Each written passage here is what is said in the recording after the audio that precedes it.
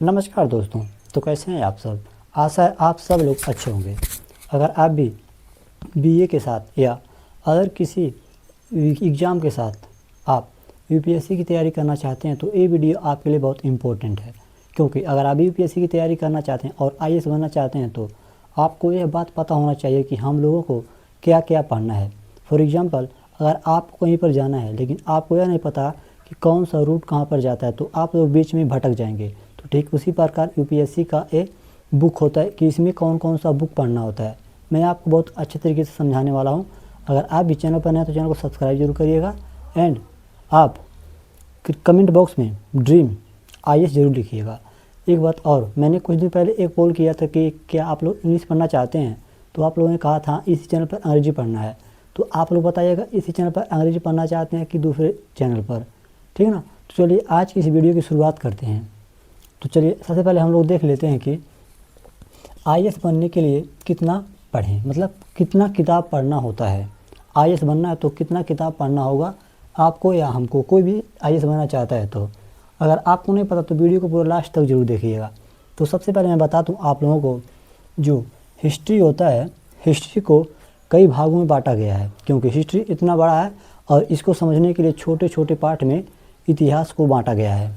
ठीक, तो अब हम लोग जानते हैं इतिहास में कौन कौन से टॉपिक आते हैं। तो सबसे पहले आप लोग जान लीजिए, जो इतिहास में आता है टॉपिक, सबसे पहले होता है प्राचीन इतिहास।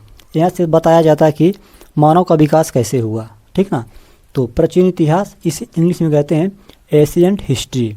दूसरा आता है मध्यकालीन इतिहास, मतलब इसके प्राचीन के बाद वाला काल, मध्यकालीन इतिहास। देन इसे और लास्ट में आता है आधुनिक भारत। आधुनिक भारत में यह बताया जाता है कि हमारा देश कैसे आज़ाद हुआ। इन सभी के बारे में आप लोगों को पढ़ना होता है। अगर आपको वीडियो पसंद आ रहा है तो वीडियो को एक लाइक ज़रूर करिएगा क्योंकि बहुत मेहनत से वीडियो बनता है। देन अगला होता है आप लोगों का आर्ट एंड कल्चर, कला और संस्कृति। ये हिस्ट्री का पार्ट होता है। अगर आप लोग इतिहास अच्छे से पढ़ेंगे तो आप लोगों का आर्ट एंड कल्चर इसी से कंप्लीट हो जाएगा। देन अगला आता है विश्व इतिहास, वर्ल्ड हिस्ट्री। ठीक, वर्ल्ड हिस्ट्री आप लोगों को पढ़ना होगा। इसमें आप लोगों को पूरे 5 टॉपिक पढ़ना होता है। पहला प्राचीन इतिहास, दूसरा मध्यकालीन इतिहास, तीसरा आधुनिक भारत, चौथा कला और संस्कृति और पांचवा विश्व इतिहास। इसमें बताया गया विश्व के बारे में पूरे इतिहास में कि कौन कौन सी सभ्यता जन्मी, कौन कौन सी सभ्यता उभरी। ठीक, अब अगला टॉपिक जियोग्राफी। जियोग्राफी में हम लोगों को कई टॉपिक को पढ़ना होता है। तो इसको मैं आप लोगों को बहुत आसान भाषा में समझा रहा हूँ, देख लीजिए एक बार। तो सबसे पहले जो भूगोल होता है ना, जियोग्राफी, इसमें सबसे पहले आप लोगों को भौतिक भूगोल पढ़ना होता है। ठीक, भौतिक भूगोल, हमारे आसपास की चीज़ों के बारे में आप लोगों को जानना पड़ेगा।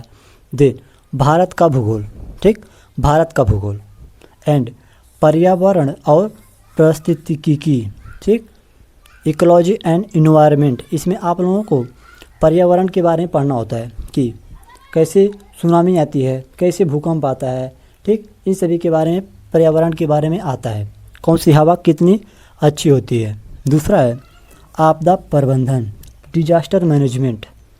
और आता है एक और सम्मान विज्ञान, ये प्री का होता है। तो मैं आपको अगली वीडियो में बताऊंगा कि कौन सा टॉपिक किसके लिए इम्पोर्टेंट है, मतलब कौन सा सब्जेक्ट किसके लिए पढ़ना होगा। ठीक, तो चैनल को सब्सक्राइब जरूर कर दीजिएगा। एंड अगला है पॉलिटी एंड कॉन्स्टिट्यूशन। कॉन्स्टिट्यूशन को संविधान कहते हैं। पॉलिटी भारतीय राज्य व्यवस्था।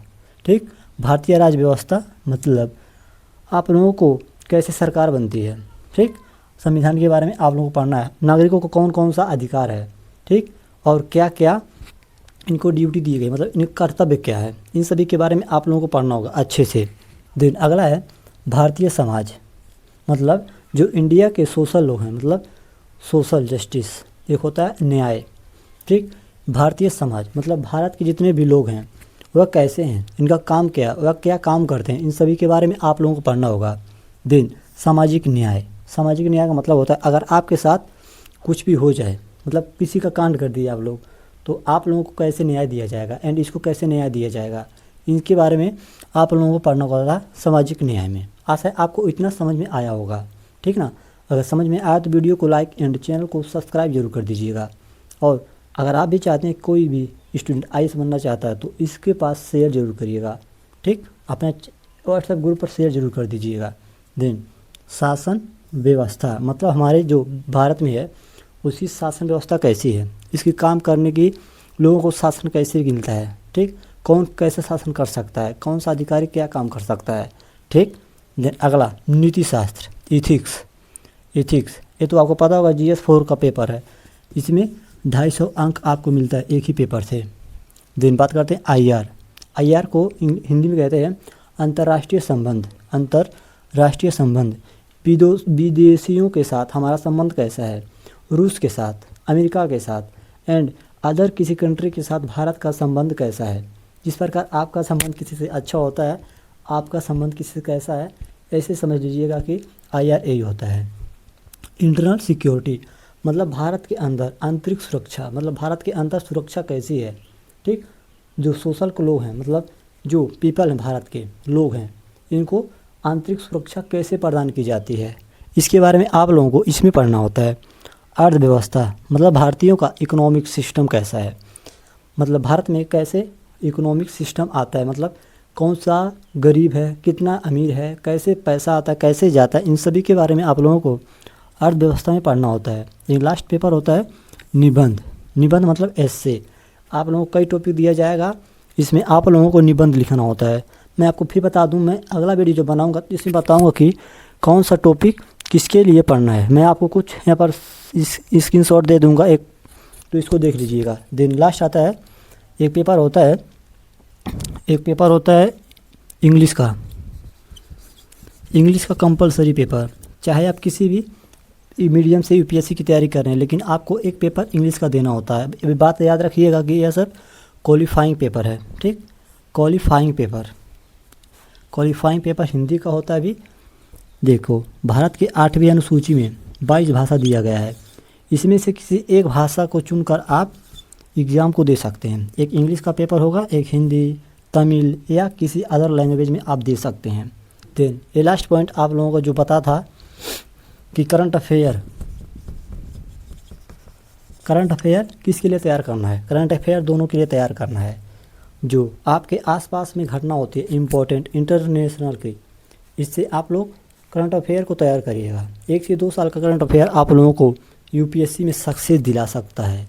तो आशा है आपको ये वीडियो पसंद आया। अगर आपको किसी भी टॉपिक पर डाउट है तो कमेंट बॉक्स में पूछ लीजिएगा, मैं इसका आंसर दे देता हूँ। तो मिलते हैं अगले वीडियो में, तब तक के लिए राधे राधे, जय हिंद।